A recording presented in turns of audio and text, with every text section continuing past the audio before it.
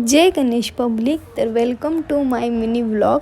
तर बघूया आपण मी आज मिनी व्लॉगमध्ये काय केलं. आणि मी आज पहिल्यांदा चिकन 65 बनवलं. छान तर झालं, पण ते करपलं. तर ते कसं काय करपलं आपण बघूया. चला तर आपण रेसिपी बघूया. सर्वात पहिलं मी चिकन घेतलं. चिकनमध्ये हळद, मीठ, अद्रक लसूण पेस्ट, लिंबू, चिकन 65 मसाला, अंडं, मैदा हे सगळं टाकून घेतलं. आणि त्याच्यामध्ये धना पावडर पण सगळं असं मस्त असं मिश्रण करून घेतलं.